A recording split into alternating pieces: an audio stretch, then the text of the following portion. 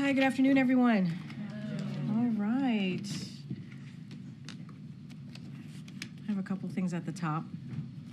So I want to begin by sharing that Biden-Harris administration is announcing a significant new security assistance package for Ukraine as the United States continues to support Ukraine's defense against Russia's invasion.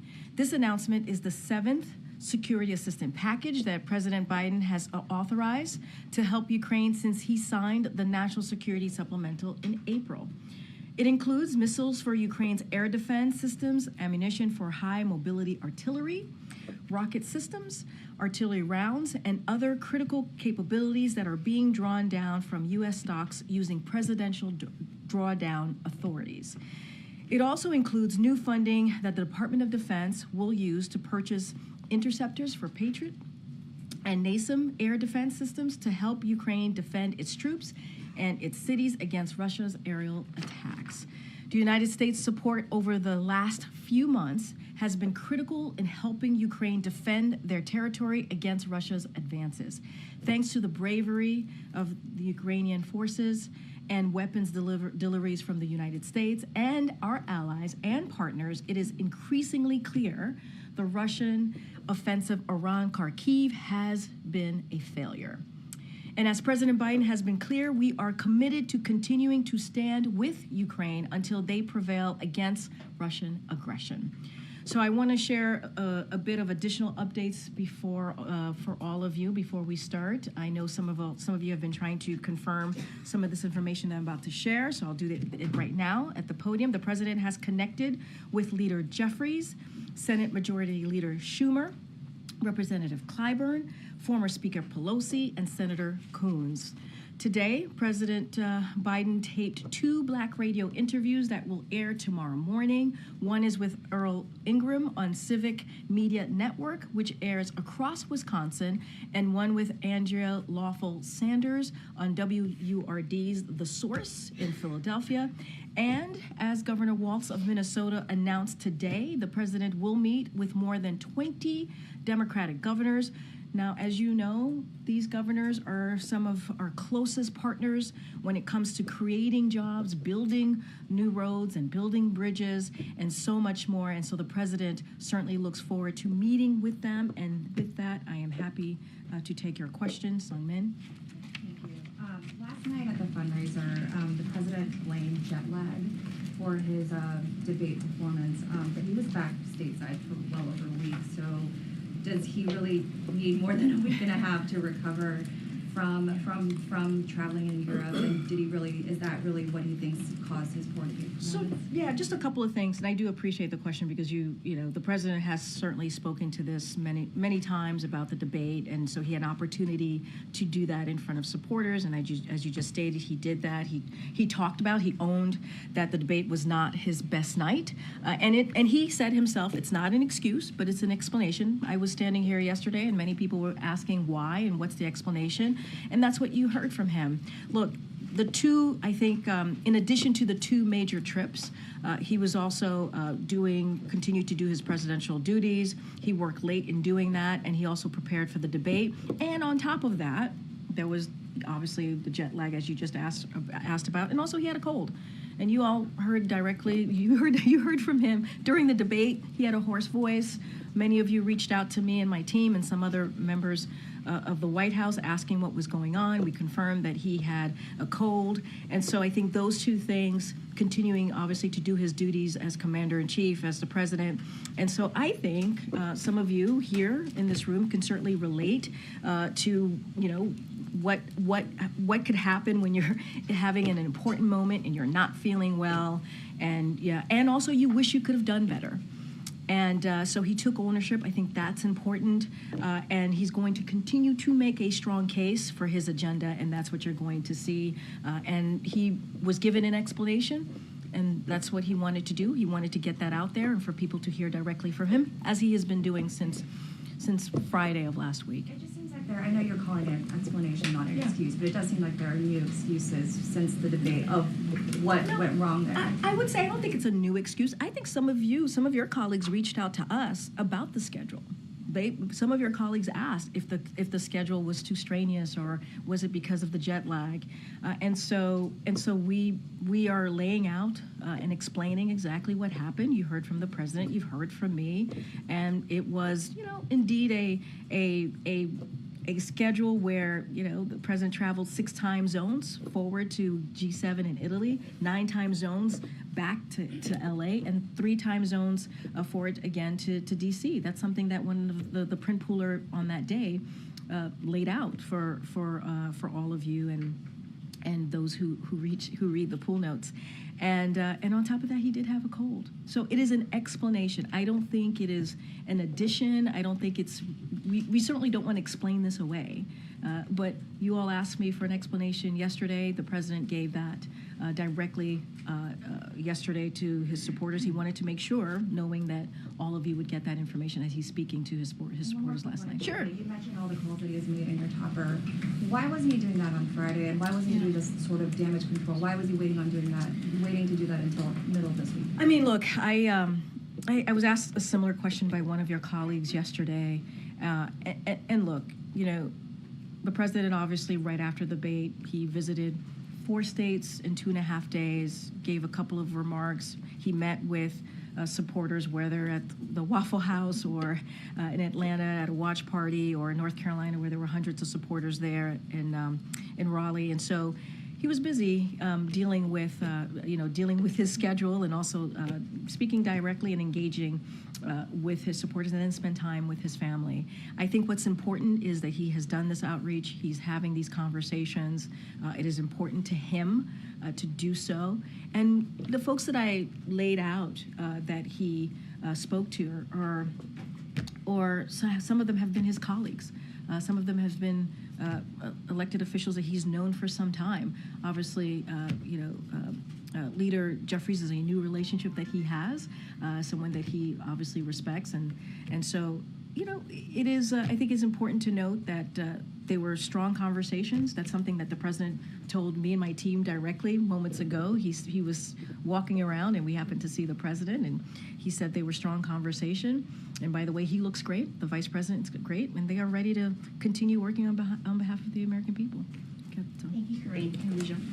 Hi. Hi. Is President Biden considering stepping down? Absolutely not. And you heard, I believe, directly from the campaign as well. Given the groundswell of concern from fellow Democrats, from donors, from supporters, doesn't he owe it to the American public to reflect on whether he should step down? I mean, look, it very much into Sung Min's question, and my answer to her question, where he had an opportunity to talk to supporters. He's done it a couple times at this point, and laid out what happened on that night. Talked about how he understands, and it was not his best night. He understands that it is fair for people to ask that question. But we cannot forget his record and what he's been able to do. We cannot forget how he has been able to deliver for the American people for almost 4 years. That matters too. And he has the most historic record administration, the most in modern politics, and that should matter. And he wants to continue to do that work. And a lot of what's on his agenda is very much popular with majority of the American people, whether it's continuing to build a strong economic policies. He's done that. Creating new jobs, he's done that. 15 million jobs. He wants to work on that and continue to do that. And so he wants to continue to deliver, expanding health care. All of these things he believes is important. Majority of Americans believe it's important. And his record, he wants to make sure that people do not forget about the record that he's been able to lay on behalf of the American people.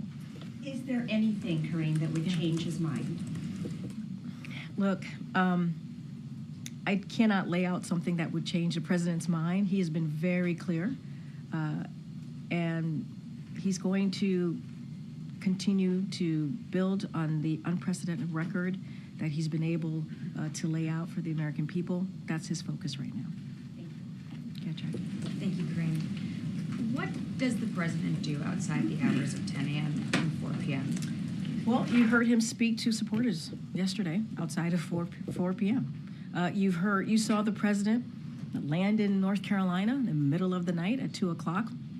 What was he doing? He was greeting supporters, hundreds of supporters that showed up to cheer him on after the debate.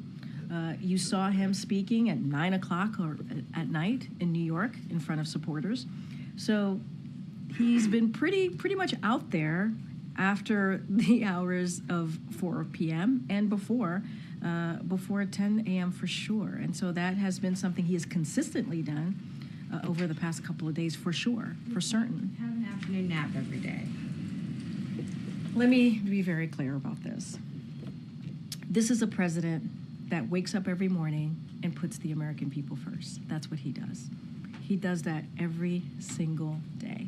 That is his focus.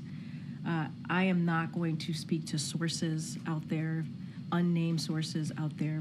That's not what I'm going to speak to. I'm going to speak to what I know, what this president does, and how he is committed to the work of the president, of the commander-in-chief. And his record clearly lays that out and speaks to it. And that's what he's going to continue to do. The American people first, and delivering for them. Can you also clarify Sungmin's question? Sure. I mean, how is it that the president was still tired 12 days after returning from Europe, had a cold, but then went to the Waffle House, and then the following day staged such a huge comeback that he gave those North Carolina remarks? Like, help us understand. Have you had a cold before? Of course I've had a Okay, cold before. so but you we- probably come on, Jackie. Let's be very. It Let's was be. 12 days I- after he I- returned, though. but and you he blamed also- jet lag yesterday. Hold on a second. There's a cold. There's a jet lag. You combine that. He continues to work on for the American people, day in and day out, around the clock. Things happen. And the cold thing is something that you all pointed out during his debate. We didn't even point that out. You all pointed out when you heard his voice being hoarse, because he knew he had to push through. He knew he has to power through. That's what presidents do. If you care about this country and you don't care about yourself, you care about the American people, you care about delivering for this country, you care about how you're going to continue to work every day in and day out, you push through. We've all The reason I do ask is that. Because all these Democrats We've who are all saying do they want that. to see him, But it speaks to that. But we didn't share that information ahead of time. You all asked what was going on, and then we shared that information. We didn't use that before the debate. You all asked, hey, is he under the weather? And we confirmed that he was under the weather. He pushed through. That's what this president does. He is going to continue to fight for the American people. So he pushed through it. I think anybody who does that, not just the president, should be commended. And he also said, you heard him say this on Friday, when you get knocked down, you get back up. That's what you saw. Is there any discussion that if the president were to suspend his campaign, that he would also resign? Are there any discussions about absolutely the vice not. president assuming his duties? Absolutely not. Go ahead, Kelly. Does the president have a duty to review data, like polling information that's coming in, donor information, the fears and concerns or anxieties expressed by Democrats? Does he have a duty to review what's happening now? When you say a duty, can you say more about the duty You're saying piece? that he's absolutely running. Yeah. Well, he's saying that, and I'm sharing with you his view. And we would invite the president to come here and tell us that directly. Noted, Kelly. But If he's awake. That's inappropriate. As you heard from your colleague, the president of the WHCA, that's inappropriate. Thank you, Kelly. My question is, information is coming in, an assessment is happening within the party. Does he have a duty to review that? Has he closed the door on reviewing the data? So I'm going to be really mindful, because obviously you're asking me about campaign numbers and data that's coming in.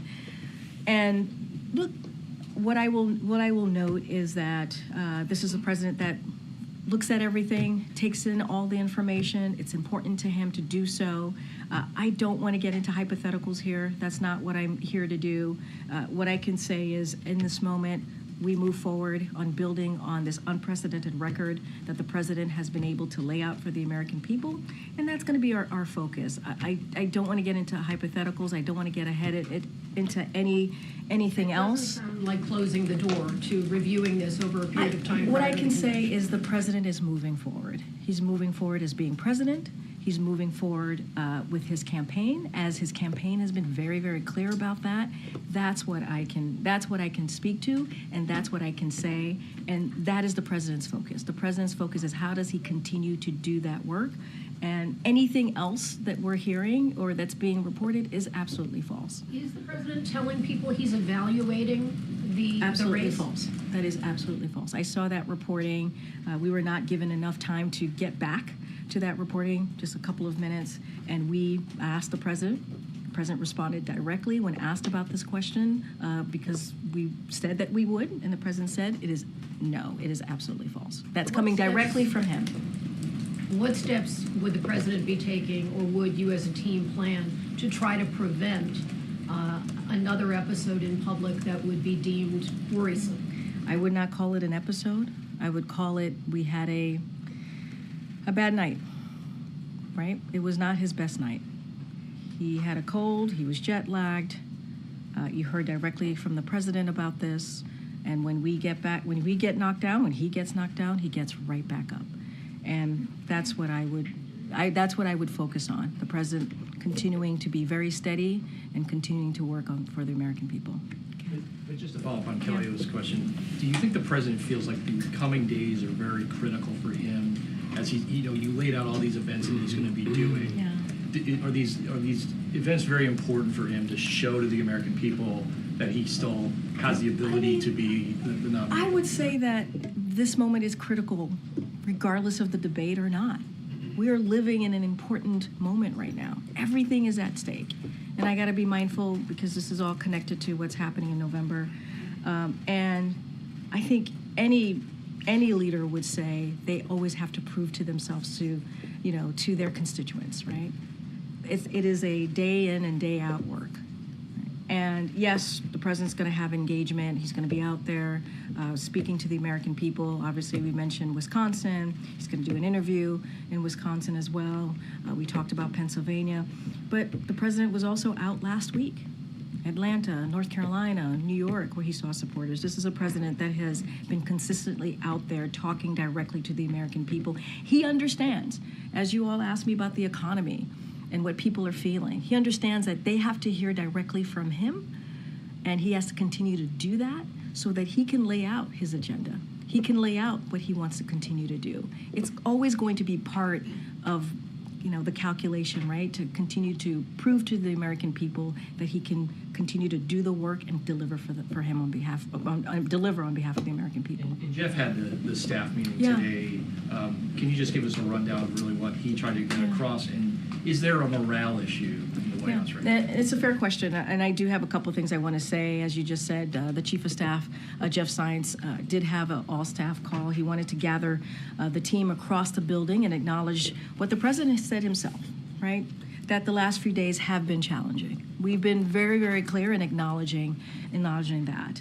But we have had an extraordinary record to be proud of, and we know we have more work to do. The president says that all the time. He conveyed the importance of executing on our mission. He talked about the importance of coming together as a team and also having each other's backs.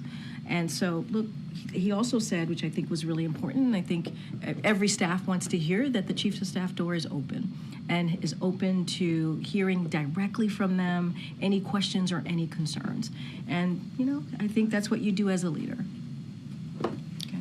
Thanks, Karine. If there are so many questions right now about whether President Biden can do this job, why are we not seeing the president out there every single day in an unscripted way without teleprompters? Well, you're going to see him today, certainly, and I know you're asking about the teleprompter. You're going to see him tomorrow, right? 4th of July. He'll have an opportunity to welcome active duty military and their families, and certainly their loved ones here on the South Lawn, as he does every year.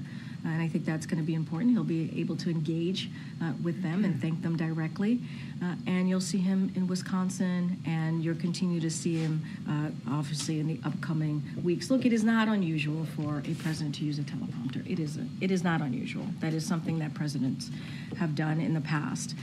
I think what we also have to remember, and I'll keep saying this because I think it's important to not forget that he has the strongest economic recovery in modern history. He has led a historic midterm win when everybody was talking about a red wave, and he was been able to defy that and deliver by being a leader, right? Obviously doing the midterms as a Democratic leader. And he's going to continue to work to get lower costs. And I think that matters. I think his record certainly matters. And you are going to see him, continue to see him, having interviews. He's going to do ABC, as you know, with George Stephanopoulos, one of your colleagues. That's not scripted. And he has done more than 40 interviews that have not been scripted. Interviews do not have a script this year alone. So you'll see him out there engaging with the American people, and I think that's important. But again, we're now almost a week after the debate. Why doesn't the president just come here right now and answer for himself at this briefing room all of the questions that we have? Well, you asked me a couple things. You asked when is he going to be unscripted? He has been. When he went to visit a diner in a couple of days ago at the Waffle House, when he met with some of the supporters in Atlanta, North Carolina, where hundreds of supporters showed up. He certainly had an opportunity to engage. On Friday, he's going to be taking some questions from one of your colleagues. I think that's going to be important, and we're going to continue to engage with all of you. We're going to certainly looking forward to doing that. He'll have a press conference next week at NATO press conference, a big boy press conference, as Justin from Bloomberg stated yesterday. And so we'll do that, and he's looking forward to it. And Karine, President Biden has always promised to tell the American people the truth. So can you be straight with us and the American people? Is the president clear-eyed about what it takes to stay in the race and what it would take for him to drop out? The president is clear-eyed, and he is staying in the race. I don't have anything else beyond that. He's staying in the race. That is what the president is promised to do. That is what he wants to continue to work on, the successes that he's had. His record is unprecedented record, and that is what the president is focused on, continuing to deliver for the American people. And he looks forward to doing that. Go ahead. The NATO summit is coming up next week. Yes, ma'am. Is the president frustrated that this debate over presidential election could cast a shadow over your goals for the NATO summit? Has he made any effort to reach out to the NATO leaders that will be coming to sort of assure them that this isn't going to derail that agenda? So look, as you stated, next week the president's going to host the NATO summit here in Washington, D.C. It is also the 75th year anniversary of NATO. And let's not forget, NATO has become stronger and has gained 2 more countries because of this president's leadership, and all very much important in doing so is very much important in stopping and helping to stop Putin's aggression as Ukraine continues to fight, certainly for their freedom and democracy. Look, foreign leaders have seen the president close up. They have. And close up and personally for the past 3 years. And I think that's important to know. They know who they are dealing with and how effective he has been. I just talked about how NATO has expanded because of his leadership, how NATO is stronger because of his leadership. And I think that's important to note as well. And so, look, you're going to see the president,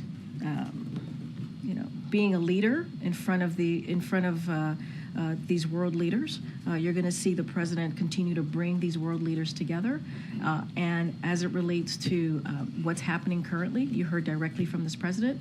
He understands the criticism. He gets the criticism. He has owned up to it.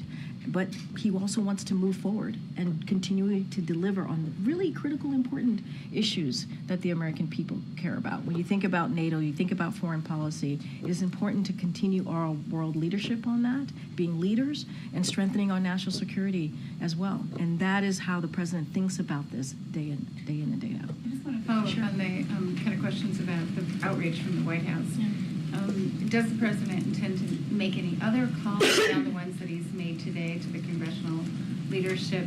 And then, Representative Doggett said he reached out to the White House before he made his comments and did not hear back. He said he wanted to speak to President Biden personally about his concerns. Yeah, look, I can't speak to the outreach that he made. I have not spoken to the Office of Legislative Affairs, so I can't speak to that.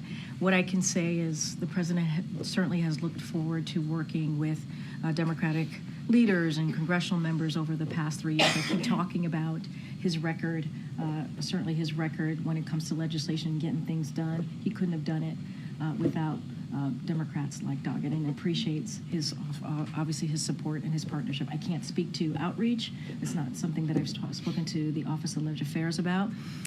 And look, the president. Sorry. Sure. You want to take that? Might be Doggett. I know. He's like, you just brought me up in the briefing room. I have something to say.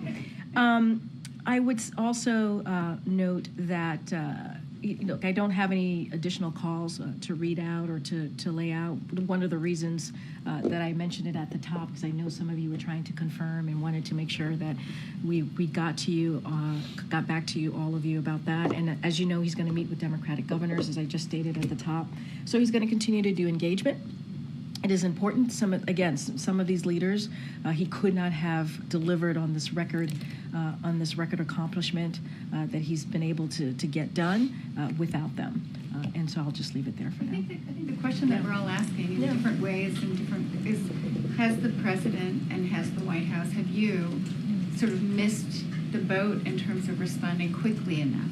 I mean, I spoke to someone today who said it was too little, too late. Quickly enough on what specifically? In explaining and discussing what happened at the debate and reassuring donors and other people that, he intends to keep running. Look, as it relates to donors or anything political like that, obviously that's something that the campaign should respond to. But I would remind you that the day after in North Carolina, the president spoke to his debate performance. He did. He talked about it. He gave, his thoughts. He also stated that, look, I'm not a young man. He said that.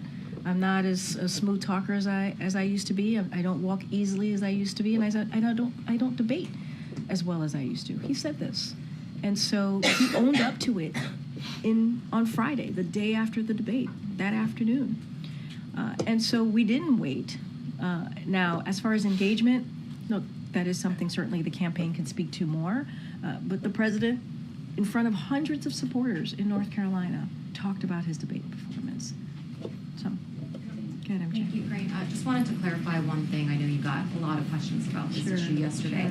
Sure. Has the president had any medical exams since his last annual physical in February? And we were able to talk to his doctor about that, and that is a no. He hasn't had any kind of medical exam? No. So the White House has said no to releasing the full results of that annual, said no to making Dr. O'Connor available for questions from us, no to releasing any other information that would shed some more light on the president's health. I guess I'm just wondering if now is not the time for full transparency. When is? So I would say, MJ, to your question, that what we have released over the past 3 years, every year since he's been in office, has been transparent, and it has been comprehensive. It has been one of the most transparent. We have been one of the most transparent administration when it comes to medical records. That is what we've been able to do. And I would add that it is not the norm to bring the doctor to the podium. That is not the norm. And we have owned up. This president directly has owned up to what happened at the debate last Thursday. He's talked about it multiple times, and directly to supporters, directly to the American people. And what we want to do is continue to certainly deliver on the record accomplishments that we've been able to do. I understand that you feel like the White House has been thorough in the medical records that you all have released, but obviously you're getting these questions in large part because of what we saw for 90 minutes on Thursday night and people's responses to what they saw, right? A lot of people expressing shock. So why not release more information? What would be the downside? Look, what I can tell you is that we have been transparent. We'll continue to be transparent, and that's what I can share with all of you at this time. And I did want to follow up on what Sungmin brought up, I think others as well. You did get numerous questions yesterday about the president's debate performance. You didn't mention the travel, the jet lag, the foreign trip. So I think you can understand why it was a little bit puzzling to hear the president mentioning that as his explanation for the first time last night. I'm just, can you clarify whether when you took the podium yesterday, did you not know that that was a major factor? And I want to say that is my bad. That is part of definitely part of the explanation of what had occurred. I did know that. I did know that. I did know that. But we were so focused. I was so focused on the cold, and that's what I kind of leaned into and talked about. But yes, his schedule did have something to do with it. It was the schedule and the cold, and I was aware of that yesterday. Can I just ask sure. one other broader question? The president, and I know you will remember this, back in 2020, referred to himself as a transition candidate. He also said back then that he would be a bridge to the next generation of Democratic leaders. Does he still believe that? Yes, I mean, I think his statement stands. I mean, one of the reasons why he picked the vice president, President Kamala Harris, is because she is indeed the future of the party. And he's very proud to have partnered with her and continue to partner with her in delivering an unprecedented record for the American people.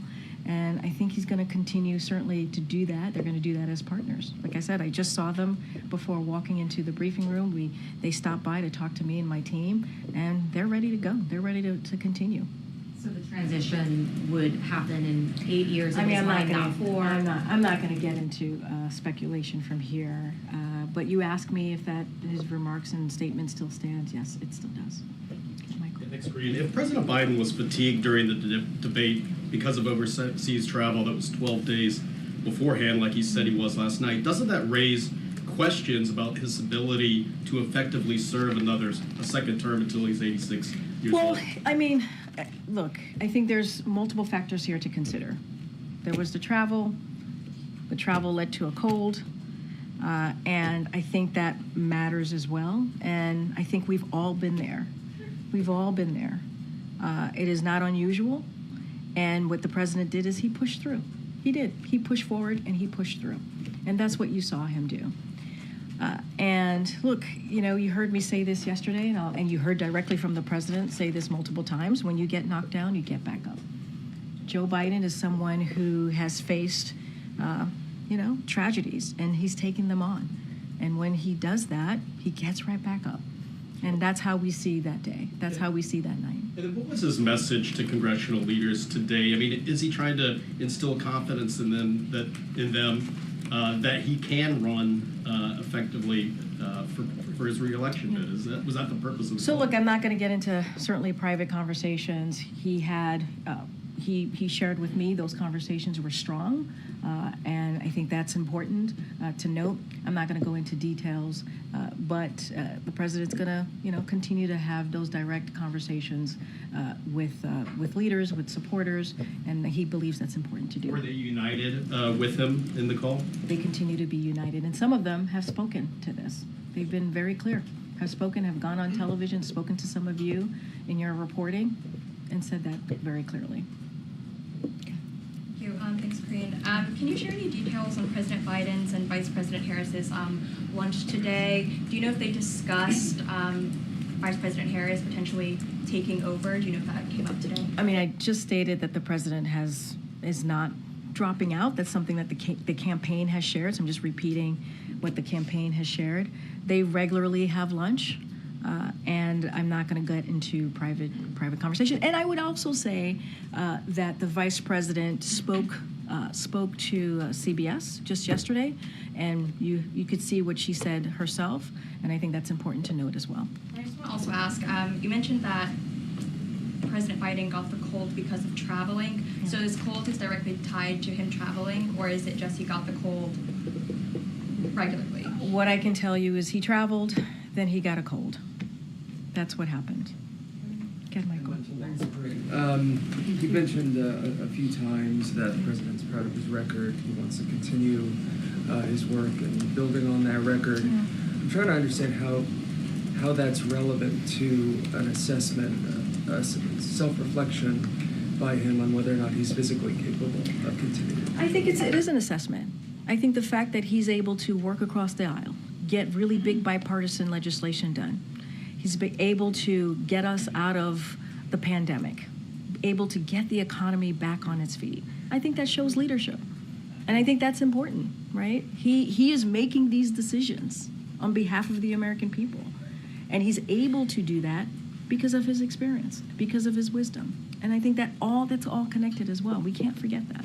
Just building on, Alicia Kelly Kent's question on self-reflection by the president. You've mentioned as well that he understands the stakes in the election, and if the data is showing that he may be leading the party toward, electoral disaster, is there not going to be reflection? Look, right now, I got to be really mindful. You're asking about a campaign. You're asking about data that's connected to the campaign. I want to be really mindful here. And it's also hypothetical. And so I also want to be really mindful here. What I can say is right now, and where the president is, he is continuing to fight for the American people, continue to build an economy that works for all, continue to create good paying jobs, expand health care. That is the president's focus. That is the president's focus. Anything else related to the campaign, I would refer you to the campaign to speak to that directly as it relates to data. That is not something that I can't be a pundit from here. Go ahead, sir. Yes, sir. Yeah, thanks, Karine. I have two questions on Bolivia. First, former President of Bolivia, Evo Morales, and also Argentine President Javier Milei have accused President Luis Arce of staging a self-coup last week. Does the administration believe or have any evidence if this was the case? So, look,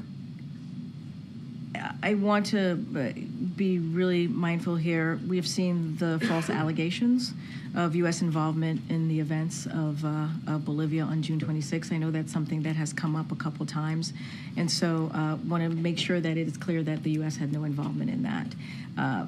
Look, we certainly strongly condemn the deployment of Army units in Bolivia and any attempt to subvert a constitutional order. And we are going to continue, and I said this last week, we're going to continue, or the week before, stand by democracy and the people of Bolivia, and that is where we're going to continue to stand. Can I have another one? Sure. With the U.S. government and the Venezuelan government resuming negotiations today, I wanted to get, if you can give us like a clearer picture of what it entails and how far the U.S. government is willing to go. So two questions on that. Would the U.S. government be willing to alleviate sanctions? And is there any plan for Maduro to step down from power without fear of continued legal prosecution? So to your question about the dialogue that's happening, we certainly welcome that. And in good faith, right? The dialogue in good faith. So we welcome that. We're clear-eyed that democratic change will not be easy and requires serious commitment. So we remain committed to supporting the will of the people of Venezuela and a path toward democratic governance via competitive and also inclusive elections. Any specific details about that, I don't have any to share about the diplomatic engagement, but we certainly welcome it in good faith, and that's what we want to see. Good. So much, Karine. I just also want to follow up on the remarks the president made yesterday at the fundraiser. He said that he didn't listen to his staff. So what kind of advice did he get? Because it gives the impression that his staff is asking him to, slow down or maybe cancel some trips or have a lighter schedule. Look, I didn't get into the president specifically about what he meant by that, so I want to be really mindful. I don't want to get into that. But I think what the president was trying to say is that he had a schedule that was rigorous, the travel that he had to do, crossing multiple, obviously, going from Italy all the way to the West Coast. And I think as you know, that could have a toll on anyone, whether you're 20 or 80. That could have a toll on you. And so I think that's what he was alluding to, speaking to. I don't want to go beyond that because I haven't spoken to him on the other component of when he was speaking about his staff. But as it relates to certainly the travel, It was rigorous. He had a rigorous travel. We talk about it sometimes. I think I've mentioned this to some of your colleagues, that he has especially when he travels abroad, it's a pretty rigorous travel. We get tired looking at him doing his meetings and traveling, and so I think that's what he was speaking to. And I don't think it has a toll on, regardless of what age you are, it has a toll on you, that type of travel. Thank you. There's no question that international travel can be rigorous. I think the confusion is that he's still suffering from the effects of that nearly 2 weeks later. So can you articulate a little bit about, like, do you guys usually have accommodations for him after he does a trip, that he's going to have jet lag for that long a period of time? So can you, when you say 2 weeks later, what do you mean? Well, the debate, he arrives back in the United States 12 or 13 days before the debate. So his explanation for a poor debate performance is jet lag. So what I want to say is it's the jet lag and also the cold, right? It is the two things and that occurred. And you all heard it in his voice when he did the debate, right? And it is not even something that we shared ahead of time. You heard it in his voice and we confirmed it. And I think that's important to note as well. Like, it is the jet lag and the cold. But I want to be really clear here. This is not an excuse, right? This is not an excuse. You all asked for an explanation, and we're giving it an explanation. It is not an excuse. I don't want that to be the leading piece of this. The only reason we're sharing this, because it was asked of me here, and the president certainly wanted to give an explanation himself, and that's what he did yesterday. We understand that it wasn't his best night. It wasn't a great debate. We understand that. And we understand what supporters saw, what the American people saw, and what you all saw. And so we wanted to give an explanation. So I don't want to get into this, are you giving this excuse, not an excuse? We're giving you what our explanation was. We want to continue to make sure that we do everything that we can to deliver for the American people. That's what we're going to continue to do. I also wanted to ask just about the schedule again. Yeah. Because a lot of high-level Democrats, I think, were concerned with the debate performance, but they've also been almost just as or more concerned about the response since then, that he hasn't done more. He spoke for 4 minutes in public on Monday evening on the Supreme Court decision, and he spoke for about 10 minutes in public yesterday with the emergency weather situation. And he's going to speak today. He's going to go to Wisconsin. He's going to go to Pennsylvania. But if this truly is an emergency situation, it's taking almost a week for him to sort of address it. When there's natural disasters, when there's other things happening, he wants to get in front of the cameras and speak to it. In this case, there seems to be multiple days. Matt, I would disagree with you. He did address it. He addressed it on Friday in North Carolina in front of hundreds of supporters. He addressed it. And he talked about an issue that you all ask me about all the time, his age. Like, he took it head on, literally head on. He didn't run away from it. He didn't hide from it. He said, I am not a young man, obviously. I'm not as a good debater as I used to be. I don't talk as smooth. I don't walk as easily as I used to. He said it himself to hundreds of supporters in North Carolina. So I would disagree that he didn't take this head on. He did. He did. He talked about it in front of supporters. He's had one instance with that, and he's called 6 people. But by the way, that matters, right? Engaging with the American people and standing in front of them and being honest about that. And talking about age. Again, something that you all ask me about all the time. He took that right on. Now, he is talking and engaging with leaders. That is something that he's doing. He's having good conversations with them. He's going to meet with Democratic governors, governors who he believes have been really strong partners with him in delivering on some of these historic accomplishments. But, I would disagree on him not taking this head on. I mean, being in North Carolina and taking that head on, obviously that's not the speech that he was going to give on Thursday, right? Before the debate. So he understood, right, when he got to North Carolina that he needed to address it, and he decided to do it in front of supporters, and he talked about it. I'm going to go to the back. I'm going to come. Go ahead. Thanks, Karine. I want to go back to the NATO meeting, if I Sure. could. Polling this week shows the president losing more ground in the American eyes over immigration, over economy, and foreign policy. So does that, with everything else, diminish the position of the president as these NATO leaders are coming in for those meetings? No, I don't think so. I don't think so. And I said this moments ago when I was answering a question of one of your colleagues. These foreign leaders have seen the president personally, up close, for the past 3 years. They have talked about his leadership. They have commended his leadership. They have been proud to see him as the president of the United States after what they experienced in the last administration. Some of them have been even quoted about what the president has been able to do during his past 3 years. German Chancellor Scholz. I think that Joe Biden is someone who is very clear, who knows exactly what he is doing, and who is one of the most experienced politicians in the world, especially when it comes to international politics.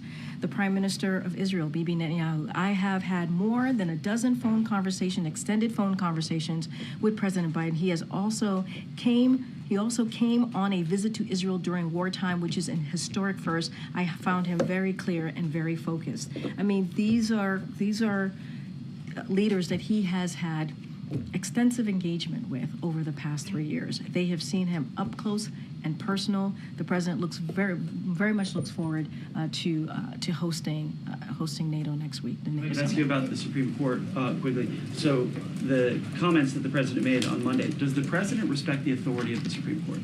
Here's what I will say. The president has spoken often, very powerfully, about the events of January 6th. He has, and his views on what happened on that day. And what you heard from the president Monday night, he wasn't supposed to speak. He came back. He felt so strongly about the decision from the Supreme Court that he came back early and wanted to speak directly to the American people, and that's what he did. It was that significant. He believed, as president of the United States, to speak directly to the American people. And he said this is a dangerous precedent. It is. It's a dangerous precedent. He also said and laid out that the Supreme Court has continued to take away long-established freedoms and norms, including a woman's right to choose, and now threatening the fundamental American principle that no one is above the law. And so this is why the president came back, and that's what he spoke out about. And he fears for our democracy, and he knows we must do everything that we can to fight. But he can disagree with the ruling. Does he respect the authority? He respects the authority of the Supreme Court, and like you just said in your question, he disagrees with the ruling. Absolutely. It is unprecedented. It is dangerous. And that's why the president wanted to make sure that the American people heard directly from him. Go ahead, Raquel. Thank you, Karine. I want to do a follow-up about the lines that you were just reading on foreign leaders, because it seems like this perception has changed after the debate. You mean the quotes that I was laying out for all of you from Chancellor? Yeah, exactly. And the Prime Minister? Because talking to diplomats here in D.C., they're telling me that the word... Diplomats or leaders of countries? Diplomats who work for these leaders. Okay. No, I know. I just wanted to make sure. I mean, I was talking about the leaders. No, I hear you, but I'm talking about the leaders who have been on the record. Yeah, but after the debate, what they're saying, that after the debate, allied countries are worried about the future of the U.S., and that it is a scary and embarrassing time for the country, and that the U.S. leadership is at stake. And one said, imagine the watch party in Beijing and Moscow. So are they right to be worried? Look, there's a lot at stake. There's a lot at stake right now. There is. And I think that's why the president fights day in and day out on behalf of the American people. I got to be careful because you're kind of, they're worried about, I'm assuming, the election and what's going to happen, so I don't want to speak to that. But what I can say more broadly, there is a lot at stake. And we see that. We see that with Roe being overturned, the Dobbs decision. We see that with what happened on January 6th. Our democracy and freedoms are at stake. And not only do diplomats and world leaders care about that, Americans here at home care about that. That is something that they worry about. And that is something that the president's going to continue to fight for. Going to be careful. I can't, get into hypotheticals, what will happen. There's obviously an election going on. But there is indeed a lot of stake, and we talk about this all the time. Democracy, freedoms, a woman's right to choose. That is important. That is important to fight for. And what Republicans are trying to do, extreme Republicans in Congress are trying to do, put 3 national bans on abortion. That's what the type of legislation that they want to push forward. So we disagree with that. We're going to stand with majority of Americans. Go ahead, Paris. Thank you, Karine. Two questions. One is on NATO. So on next week's summit, does President schedule any important ballots with the bilaterals with the leaders, especially including Turkish President Erdogan? And second question is, we know China have been causing a lot of conflicts in South China Sea, Taiwan Strait, and East Sea. Yesterday, we saw Chinese Coast Guard ship harass Japanese ship near Senkaku Islands. Also detained a Taiwanese fish boat at Taiwan Strait. What is White House reaction to those comments? So on the fish boat, we're obviously closely monitoring the incident, so we're going to continue to do that. And as far as any bilateral meetings, I don't have anything to read out to you at this time. I believe NSC is going to do a call on Friday to talk through what next week is going to look like with the NATO summit being here in DC. So I would say, stay tuned, look out for that. And we'll have more to share. And obviously, when there is a bilateral meeting, we certainly share that with all of you. Just don't have anything to preview at this time. Has U.S. reached out to Japan and Taiwan offer support over those incidents? Well, I don't have any calls, obviously, to speak to at this time, but we encourage both sides to maintain open lines of communication so they can get to a resolution here, and that's what we call for. Okay. Oh. No, go ahead. Thanks, Karine. I just wanted to get to your answer to Raquel a few moments ago. You talked about there being a lot at stake, which I think I'm trying to be mindful. But also trying to phrase the question in a way that you can answer. I appreciate that. Thank you. But I think millions and millions of Americans would agree with that assessment that there's a lot at stake. Yeah, and I agree. Right. That's what I said. It's not just diplomats, but it's also Americans here. Right, and the president and you and others in the administration have acknowledged he didn't have a good night at the debate. Yeah. Is within his reaction to his own performance, does he think he let people down? Look, this is certainly a president that I will say, and if you know Joe Biden, you know him as a senator and as vice president, he's very sensitive to how people feel, right? And he's very aware of that. I think he has that IQ that is certainly incredibly important as a president, to be able to feel people's pains, feel people's concern, and be able to listen to them directly. And you see that. You see him do that anytime you see him engage with everyday people, Americans. And I think that's what makes this president so unique. And I think also because he's dealt with so much tragedy and knows what that feels like. I have not asked him specifically that question, but he understands the concerns. He understands what people saw. And that's why he's spoken to it multiple times. And he's spoken about his age, for example, multiple times, not just this past Friday. And he gets it. He gets it. We get it. And so what we're going to do is continue to look forward, continue to work on behalf of the American people. And there is a record here. There is a record here that we can speak to. There is a record here that matters to majority of Americans. We were able to turn some things around, whether it's the pandemic, the economy, expanding healthcare. All of those things matter to the American people. And so that's going to be certainly our focus. But, the president gets it, guys. He does. He gets what people saw and how people felt. I really can't. I gotta continue taking questions from the back, and I'm already being pulled. Go ahead, Phil. I'm already being pulled. Thank you. I wanted to ask you about some of the things the president said last week. Last week? Yes. Okay. Obviously, 13 U.S. service members died at Abbey Gate during the Afghanistan withdrawal. And then this year, 3 U.S. service members died in a drone attack in Jordan. And yet the president said, quote, he's the only president this century, this decade, that doesn't have any troops dying anywhere in the world like he did, end quote.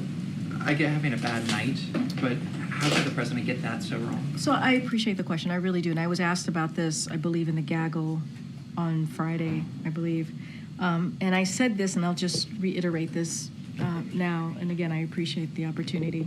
Look, the president cares deeply about our service members. He does. And their families, their immense sacrifices that they've made to take on and he takes on his responsibility as a commander-in-chief, and that is something that certainly he will continue to do. I mentioned moments ago that tomorrow on July 4th, he's going to have active military members here and their families to thank them personally.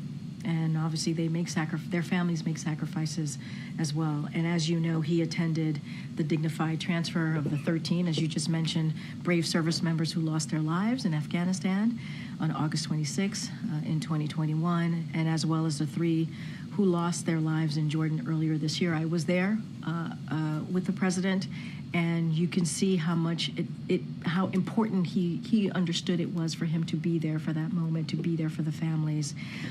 And so just want to be really clear about that, because he has so much gratitude, and we know that as a country we can never repay them for their courage.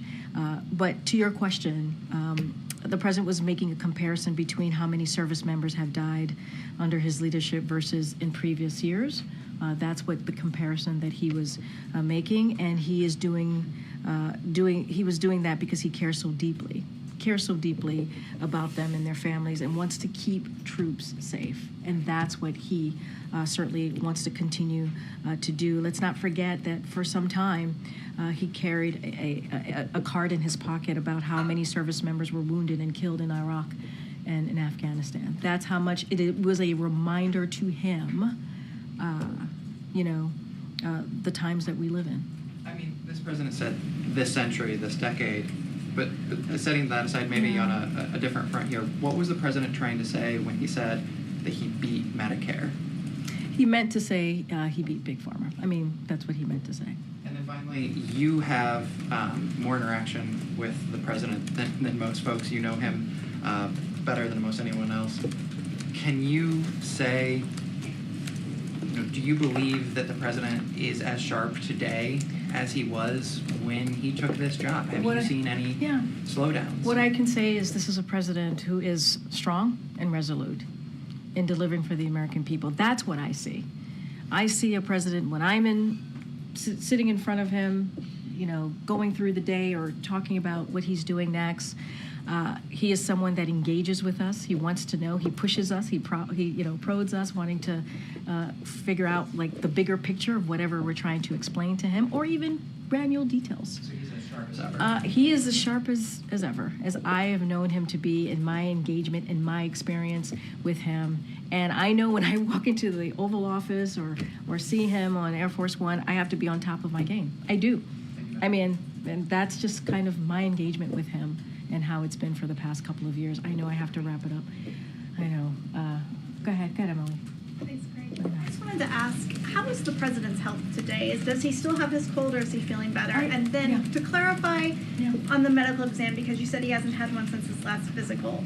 He was on the way to the debate. The doctor was with him. He had a cold. He's 81. Does he not get checked out by the doctor? I'm just Well, I curious can how tell that you works. he did not get checked out by the doctor. It's a cold, guys. It's a cold. And I know that it affects everybody differently. We have all had colds. And so, no, he was not checked by the doctor. What was your other question? How is his health today? Does he still have the Well, cold? I saw him today. My team and I saw him today. He looked great. And he was with the vice president. They both looked great. I know I was asked yesterday if he still had a cold. I think he still has a lingering cold. But he is ready to go. He's ready to go. I kind of have to wrap it up, but go ahead. Great. Sources have told ABC that the president recognizes how difficult his political predicament is. So how has his mood been as of late? Has he been down? Has he been frustrated? I mentioned, I think, multiple times at this point that I got to see him. My team and I got to see him and the vice president. He's great. He's like in a great mood, ready to get things going. He's going to do the Medal of Honor later today. He's going to meet with Democratic governors, and that's kind of what you want to see, right, from your leader. Frustrations with you all What I can say is that he wants to move forward. That's what he wants to do. He wants to move forward. Acknowledge what happened. Be very clear-eyed about it, and very forthcoming and honest about what you all saw. But he also knows that he's the president of the United States. He has to continue to work and deliver on behalf of the American people. That's what he has to continue to do, and that's how he's going to move forward. All right, everybody. Thanks, everyone. Karine, I just got some news that Hamas has given the